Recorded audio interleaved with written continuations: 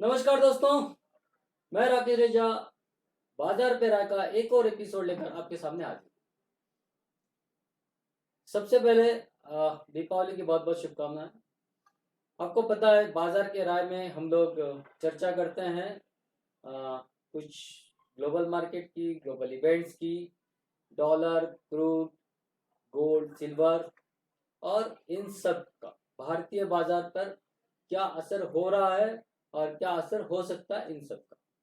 तो इसके पहले कि हम लोग आगे बढ़े, सबसे पहले मैं एक डिस्क्लेमर देना चाहूँगा कि मैं सेबी रजिस्टर्ड एनालिस्ट नहीं हूँ और यहाँ जो भी बात करता हूँ वो अपने नॉलेज के बेस पे करता हूँ। मेरी अपनी समझ है और ये एजुकेशन पर्पज से मैं करता हूँ। तो आप भी इस पर जब भी कोई मेरी जानकारी के बेस पर कोई भी निर्णय लेना चाहें तो इसके पहले आप अपने एडवाइजर से बात करके या अपने खुद के नॉलेज के दम पर ये निर्णय लें, क्योंकि आपको होने वाले किसी भी तरह के फायदे या नुकसान के लिए मैं जिम्मेदार नहीं हूँ। तो आगे बढ़ते हैं। एक और ज़रूरी बात जो हमेशा मैं कहता हूँ कि अगर ये वीडियो आपको अच्छा लगता है तो इसको लाइक कीजिए और शेयर कीजिए, और साथ में अगर अभी तक आपने मेरे इस चैनल का सब्सक्राइब नहीं किया है तो सब्सक्राइब कीजिए। तो आगे बढ़ते हैं, शुरू करते हैं ग्लोबल मार्केट की। तो ग्लोबल मार्केट में यहाँ इस बार हम लोग ने देखा पिछले कुछ समय से बहुत ज़्यादा हरियाली है। पिछले वीक में खास इवेंट थी जो कि फेड को एक डिसीजन लेना था कि टैपरिंग का मतलब है कि जो स्टिमुलस पैकेज अमेरिकन गवर्नमेंट दे रही थी पैंडेमिक के वजह से, अब उसमें वो धीरे धीरे कमी लेकर आई और ये अभी शुरू होगा इसी महीने। तो ये तो वैसे एक नेगेटिव खबर होनी चाहिए थी, लेकिन जिस स्पीड से वो कम करने वाली है वो एक मतलब काफी राहत भरा रहा। और दूसरी राहत आई कि अभी वो इंटरेस्ट रेट है वो नहीं बढ़ाने जा रही है। तो इन दोनों के वजह से मार्केट को एक राहत मतलब राहत मिली और मार्केट ने तुरंत ही उसका बेनिफिट लेके अपनी नई उड़ान भरी। तो ये एक जो चीज़ है जो काफ़ी दिनों से लोगों को परेशान कर रही थी और इसके वजह से मार्केट में थोड़ी सी एक असमंजस की स्थिति थी, वो थोड़ी सी दूर हुई है। तो अब rate rate cut rate in fact rate बढ़ोतरी का अब कब ये डिसीजन आएगा ये अभी कोई तय नहीं है, और लोगों को लग रहा है कि शायद अगले साल मैक्सिमम 2 बार बढ़ोतरी हो सकती है। तो ये काफ़ी राहत भरा है। तो अभी इसके वजह से मार्केट में एक उछाल है। दूसरी एक बहुत बड़ी वजह है जो मार्केट में उछाल है कि वहाँ का जो भी इकोनॉमिक डेटा आ रहा है वो मत बहुत ही क्या कहेंगे उसको, विश्वास दिखा रहा है इकोनॉमी में ग्रोथ का। वहाँ एम्प्लॉयमेंट में काफ़ी अनएम्प्लॉयमेंट में काफ़ी गिरावट आई है और नए करीब करीब 5.5 लाख के आसपास नए जॉब अभी वहाँ क्रिएट हुए हैं इस वीक। तो ये एक बहुत अच्छी खबर है। और जो पीएमआई जिसको बोलते हैं, जो बताता है कि ग्रोथ का एक पैमाना जिससे गिना जाता है, वो इस बार फिर से 65 के ऊपर आते हुए दिखा है। ये जो दिखाता है कि वहाँ अभी ग्रोथ जो है वो बहुत स्ट्रांग है।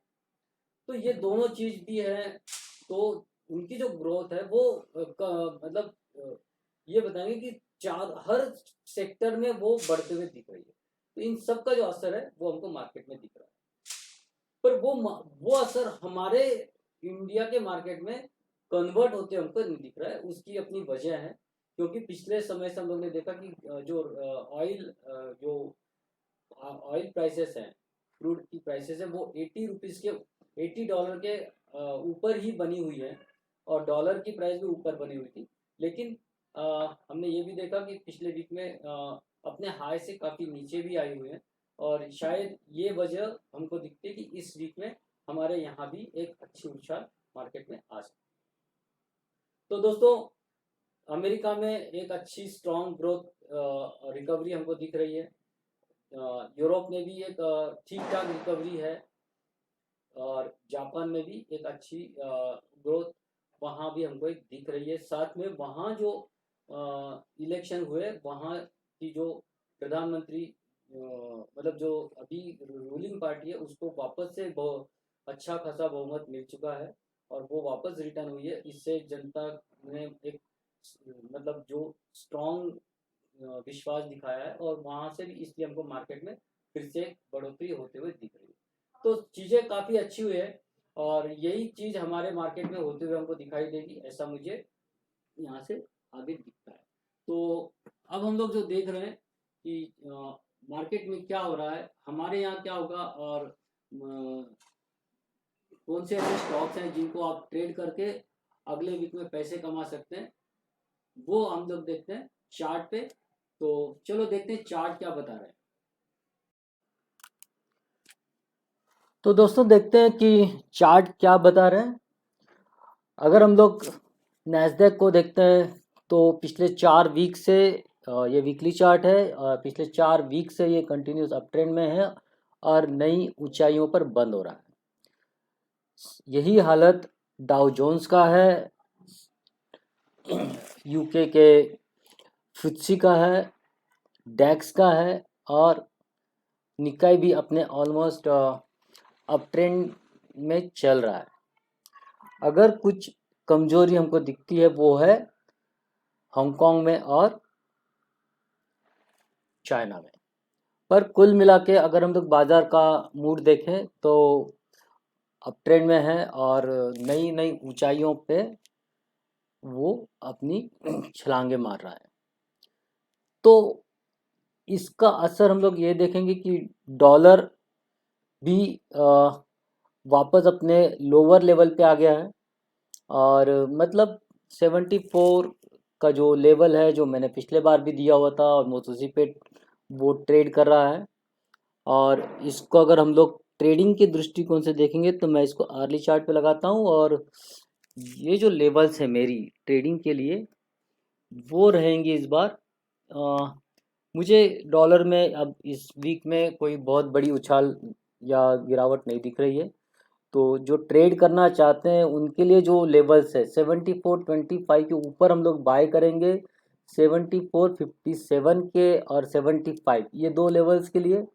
नीचे की ओर 74.14 के नीचे शॉर्ट करेंगे और 73.60 के लेवल के लिए। तो कोई बहुत बड़ी रेंज नहीं है, इसी रेंज में ये मेरी वीकली रेंज है डॉलर के लिए। क्रूड ऑयल को अगर हम देखते हैं तो क्रूड ने पिछले काफ़ी एक अच्छा उतार चढ़ाव हमको दिखाया है और अब जाके ये सेटल होते हुए मुझे दिख रहा है। यहाँ से कोई बहुत बड़ी गिरावट या बहुत बड़ी बढ़त मुझे नहीं दिख रही है। ये वापस एक रेंज बाउंड हमको यहाँ से दिखाई देगा और यहाँ से प्राइसेस काफ़ी सेटल होते हुए दिखाई देंगी। तो ट्रेडिंग जो रेंज है मेरी वो है, छोटी रेंज जो है 64 और अप और 58 के लिए। तो हम लोग एक्चुअली बाय करेंगे 6050 के ऊपर। टारगेट होगा फर्स्ट 6214 और 6369।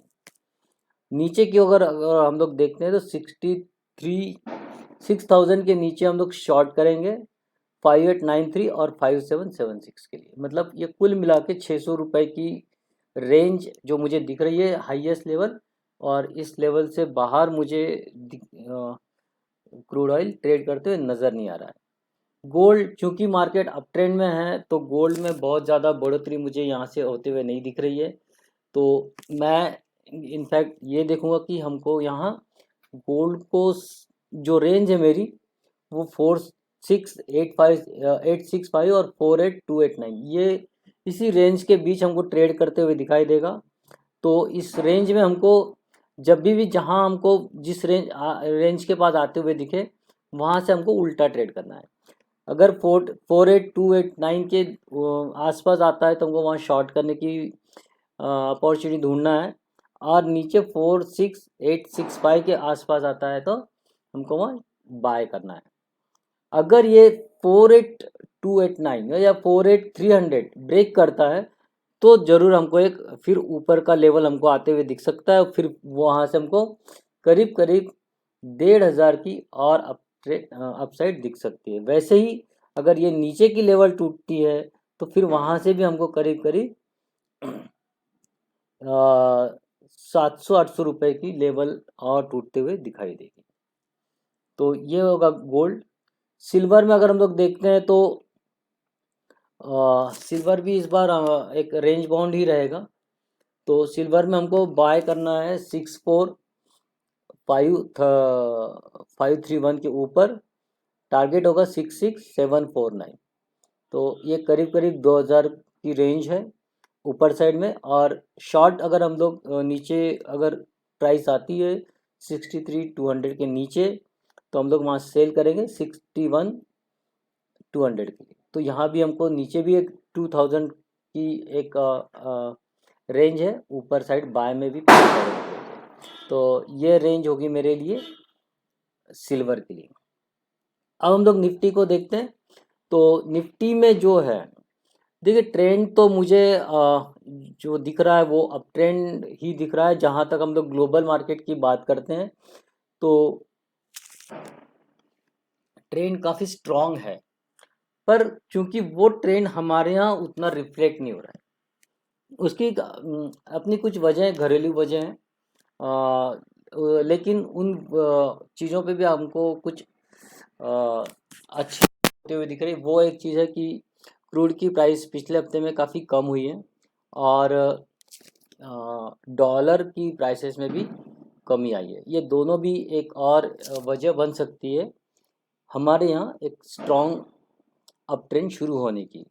लेकिन ये अप ट्रेंड तभी शुरू होगा जब प्राइस 18,000 के ऊपर बंद हो, इनफैक्ट ट्रेड करना शुरू करे और कम से कम आधा घंटा 18,000 के ऊपर ट्रेड करती रहे, तो हमको यहाँ से बाय करना है। फिर हमारे टारगेट होंगे 18,340, ये वीकली टारगेट, तो मतलब फ्राइडे तक के लिए। और नीचे की ओर अगर हम लोग देखते हैं, अगर इसको नीचे टूटना है तो जिसके चांसेस मुझे कम आ रहे हैं, लेकिन अगर छोटा मोटा करेक्शन आता भी है तो हम लोग शॉर्ट करेंगे 17,900 के नीचे। 17,900 के नीचे शॉर्ट करेंगे 17,755, मतलब करीब करीब 150 पॉइंट, और या फिर 17,600 के लिए।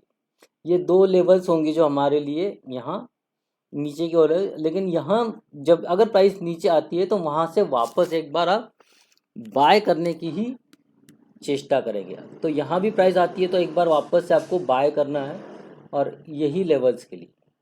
तो जो लेवल्स मुझे जो दिख रहे हैं वो इन केस अगर कुछ नीचे की ओर आता भी है तो यहाँ से हमको वापस ऊपर की ओर बाय करने के लिए सोचना पड़ेगा। ऊपर जो है ट्रेंड तो मुझे अभी काफ़ी स्ट्रांग नज़र आ रहा है। बात अगर बैंक निफ्टी की करते हैं तो यहाँ भी क्योंकि अगर निफ्टी चढ़ेगा तो बैंक निफ्टी में भी हमको एक नई हाई बनते हुए दिखेंगे।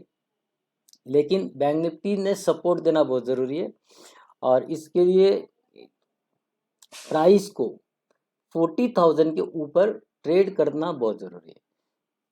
जब तक ये 40,000 के ऊपर ट्रेड करते हुए एक आधा घंटा नहीं बिताता है, या कम से कम 20-25 मिनट, वो जब तक 40,000 के ऊपर ट्रेड नहीं करता है तब तक वो ऊपर जाने वाला नहीं। तो और फिर वो नीचे की ओर वापस आ सकता है। इसलिए let it trade above 40,000 for some time and then go long for the target of 40,900 and 41,800। मतलब तकरीबन आपको 1700-1800 पॉइंट्स की यहाँ एक अच्छी रैली मिल सकती है ऊपर की ओर। नीचे की ओर आता है तो क्या करना है, नीचे अगर आपको आता है 39,500 ब्रेक होता है, जो कि अभी हमारी लेवल है ऑलमोस्ट, उसके वहाँ से नीचे थोड़ा ब्रेक होता है तो 38,000 ये हमारा एक सपोर्ट लेवल है, जहाँ तक प्राइस एक आ सकती है, या इसके बीच में से कहीं से भी। लेकिन अगर यहाँ कहीं भी आपको मिलता है इस लेवल में तो हमको बाय करने की कोशिश करना चाहिए 38,800 के 750 के स्टॉप लॉस के साथ में, और फिर हमको बाय साइड में जाना है। फिर टारगेट होगा, अगर नीचे आता है तो टारगेट होगा 40,900। तो यहाँ से भी हमको करीब करीब 2,000 रुपये, अगर नीचे अगर आप प्राइस आता है तब भी हमको करीब करीब 2,000 रुपये के 2,000 पॉइंट का यहाँ एक अप ट्रेंड दिखाई देता है। क्योंकि ग्लोबल मार्केट काफ़ी स्ट्रॉन्ग है, यहाँ हमको एक अच्छा अपट्रेंड मिलने की पूरी संभावना है। पिछले हफ्ते हम लोग ने जो ट्रेड मैंने आपको दिए थे उसमें से GM बेवरेज बिल्कुल नहीं चला। SW सोलार जो दिया था वो डेफिनेटली जहाँ से दिया था अगर आप देखेंगे फर्स्ट टारगेट उसने ऑलरेडी पार कर दिया है। ये देखिए डेली चार्ट पे जाके हम लोग देखते हैं, मैंने आपको बाय दिया था 434 पे, सॉरी 434 पे बाय दिया था और अब 448 चल रहा है। मेरा पहला टारगेट ही 508 है। तो अभी एक लंबा समय है, यहाँ तक उसको जाना है। जिसने अभी नहीं लिया है वो भी इस समय भी एंट्री कर सकता है। स्टॉप लॉस उसको लेकिन अब चेंज करना पड़ेगा। अब स्टॉप लॉस आप यहाँ लेकर आ सकते हैं। तो अब जो है नई एंट्री जो रहेगी मेरी 448 के लिए और स्टॉप लॉस होगा 430। तो सिर्फ 18 पॉइंट का स्टॉप लॉस लेके आप अभी भी इसमें ट्रेड कर सकते हो। इंडिगो देखिए बिल्कुल नहीं चला है, लेकिन ना गिरा है ना कहाँ, वहीं के वहीं है, प्राइस बिल्कुल नहीं थी। और एक फैंटास्टिक अगर आप देखेंगे तो फ्लैग पैटर्न बना है और किसी भी वक्त ये ऊपर चलने के लिए राजी है। अभी तक अगर आपने इसमें एंट्री नहीं ली है तो एक बहुत कम छोटा स्टॉप लॉस, इसका स्टॉप लॉस अब मैं चेंज करके इधर लेके आता हूँ। एक बहुत छोटे स्टॉप लॉस के साथ में आप इसमें ट्रेड कर सकते हैं और टारगेट डेफिनेटली हमारे बहुत बड़े हैं, करीब करीब 2500 रुपये के लिए। तो टारगेट बहुत बड़े हैं, आप आराम से यहाँ ट्रेड कर सकते हैं एक छोटे स्टॉप लॉस के साथ में। मिंडा इंडस्ट्रीज ये जहाँ से दिया 781 से अब 798 चल रहा है, 833 टारगेट है। इनफैक्ट उसने हाई अगर हम लोग देखेंगे तो हाई करीब करीब 822 का हाई लगा चुका है ये, लेकिन अभी भी इसमें कोई बात नहीं, अभी इसको बहुत लंबा सफ़र तय करना बाकी है। मिंडा इंडस्ट्रीज के बाद में एमटाटेक ने भी देखेंगे तो first target almost last time hit कर दिया है और इसमें मैंने एक ही टारगेट दिया था वो ऑलरेडी हिट हो चुका है। अगर किसी को अब ट्रेड करना है तो जब इसके 1811 के ऊपर जब भी ये वापस निकले आप फिर इसमें ट्रेड कर सकते हो एक नए यहाँ से फिर एक 20% करीब करीब 2200 रुपये के टारगेट के लिए। नाहर कैप ओके, तो ये बेसिकली ये जो है मैंने अपने वीडियो में नहीं दिया था, मैंने सेपरेटली दिया था और इसका 307 के लेवल पे मैंने 303 इस लेवल पे मैंने दिया था और उसी दिन ये काफ़ी 304 पे दिया था और टारगेट मेरा 420 का है और ये बहुत बढ़िया 350 ऑलरेडी 352 के ऊपर ऑलरेडी ये चल चुका है। देखते हैं कि ये छोटा सा एक ये रेजिस्टेंस लेवल है जो कि ट्रेंड लाइन रेजिस्टेंस बन रहा है यहाँ से। आप देखते हैं वहाँ क्या होता है या फिर वहाँ से अगर मुड़ता है तो हम लोग, मैं खुद इस ट्रेड में हूँ। फिर एक और जो ट्रेड मैंने दिया था RSWM, मैंने आपने देखा 398 पे मैंने दिया था और 479 मतलब करीब करीब ये 80 पॉइंट यहाँ से चल चुका है। 80 पॉइंट का मतलब होता है करीब करीब 20% केवल एक वीक में हमारी प्राइस आते हुए हमको दिख रही है। तो नेक्स्ट वीक के लिए मैं आपके लिए क्या लेकर आया हूँ, तो नेक्स्ट वीक के लिए है वो स्टॉक्स जहां आप बहुत बढ़िया पैसे कमा सकते हैं। मैंने वो ट्रेड लाए हैं जहां आप एक लंबा दांव खेल सकते हैं। तो छोटे छोटे ट्रेड मैं नहीं लेकर आया हूँ इस बार। तो पहला होगा मेरा सन टीवी ने एक अच्छा ब्रेकआउट दिया है और इसको हम लोग बाय करेंगे 607 पे और टारगेट होगा 651 684 और स्टॉप लॉस होगा मेरा 584। इसका एक और टारगेट भी है मेरा जो है 836 का। तो फाइनल टारगेट जो होगा 836 का है, स्टॉप लॉस होगा मेरा 584। दूसरा स्टॉक जो है वो पायोनियर डिस्टिलरीज है, यहाँ भी एक अच्छा ब्रेकआउट मुझे नज़र आ रहा है और हम लोग इसको बाय करेंगे 197 के ऊपर। टारगेट होगा 235, 291 और 410, मतलब दुगना होने के पूरे चांसेस। स्टॉप लॉस है कि 177 का। इंडियल, ये है नंदन डेनिम। कई लोगों ने इसका नाम भी नहीं सुना होगा, लेकिन ये एक बहुत बढ़िया कंपनी है डेनिम मैन्युफैक्चरिंग में। और अगर इसकी कंपेयर करेंगे जो अरविंद लिमिटेड से, जो कि नंबर 1 मानी जाती है, लेकिन इसके फिनंशियल्स अरविंद लिमिटेड से भी बेटर है। और ये खास करके मैं इसलिए आपको कह रहा हूँ कि इस पर मेरा बड़ा दाम है। अभी 93 चल रहा है और टारगेट मेरा 141, 170, 177 है। ये भी अपना डबल का टारगेट है और मुझे पक्का यकीन है कि ये इवन उसको भी क्रॉस कर जाएगा। उसकी वजह भी है। उसकी वजह यह है कि अगर हम लोग देखेंगे कि यूएस में जो डिमांड है वो काफ़ी, मतलब यूएस में जो ग्रोथ है वो बहुत अच्छे बढ़ते हुए दिखी हुई है और वहाँ डिमांड भी है। तो जो खास करके टेक्सटाइल इंडस्ट्रीज है वहाँ एक अच्छा डिमांड आया हुआ है। तो ये जो नंदन डेनिम है, इसकी भी, ये भी एक ऐसी कंपनी है जिसके प्रोडक्ट को बाहर बहुत अच्छी डिमांड है और इसीलिए मुझे इसमें एक बड़ा टारगेट आते हुए दिख रहा है। फिर नेक्स्ट जो है वो है मुक्ता आर्ट्स। यहाँ एक बहुत बढ़िया ब्रेकआउट आया है। अगर आपको देखना है तो ये, इसको मैं चार्ट थोड़ा सा सही करता हूँ और आपको दिखाई देगा कि एक बहुत ही फंटास्टिक ब्रेकआउट होते हुए हमको यहाँ दिखा हुआ है। और इसीलिए यहाँ एक एक लंबी एक अच्छी संभावना बन रही है।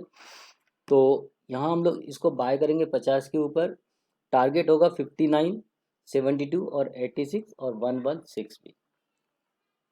स्टॉप लॉस होगा 7 रुपये का, 43 रुपीज़। तो यहाँ भी एक अच्छी संभावना है। बहुत लंबा टारगेट यहाँ भी मुझे मिल रहा है। मिर्ज़ा इंटरनेशनल बहुत लंबे समय से बिल्कुल साइडवेज पड़ा हुआ था। कहीं एक बहुत ही लंबे समय के बाद इसने अपने एक रेंज को तोड़ा हुआ है। तो ये जो रेंज ब्रेकआउट हमको यहाँ दिख रहा है, करीब करीब 2 साल के बाद का, 2 साल 2.5 साल के बाद की एक रेंज यहाँ से ब्रेक हो रही है और इसलिए इसको मैंने चूज़ किया है 71, 85 के ऊपर। तो हम इसको बाय करेंगे 72 के ऊपर। टारगेट होगा 90, 109, 145 और स्टॉप लॉस होगा मेरा 65 रुपीज़। तो मिर्ज़ा इंटरनेशनल। और अंत में मैं आपके लिए एक और बहुत बढ़िया स्टॉक लेकर आया हूँ। ये भी अपने लेवल से आपको करीब करीब डबल का टारगेट यहाँ से भी आपको मिल सकता है। तो फिलहाल मैं आपको बोलूँगा कि इसको बाय करना है 250 के ऊपर।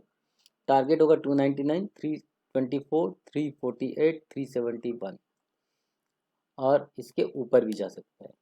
बहुत बढ़िया कंपनी है Atul auto, one of the best company in auto ancillaries. तो ये भी मेरा एक लॉन्ग टर्म बेट भी है। इसमें आपको स्टॉप लॉस रखना है 232।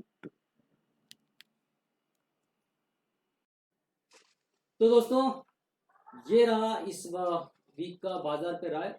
और मुझे आशा है कि आपको ये जानकारी काफ़ी इम्पोर्टेंट लगी होगी। और इसमें हमने चर्चा की ग्लोबल मार्केट की और उन इवेंट्स की भी जो मार्केट को जो मार्केट पे अपना असर डाल रहे हैं और जिससे हमारे मार्केट में भी असर हमको आते हुए दिखाई देगा। तो अगर आपको ये वीडियो पसंद आया, ये जानकारी आपको पसंद आई है, तो इस वीडियो को लाइक करना ना भूलें। कमेंट्स करें क्या चीज़ पसंद आई, क्या नहीं पसंद आई, उस पर भी आप बात करें ताकि हम इसको और बढ़िया बना सकें। लाइक करिए, शेयर कीजिए और अगर आप तक अभी तक चैनल को सब्सक्राइब नहीं किया है तो चैनल को सब्सक्राइब कीजिए। धन्यवाद।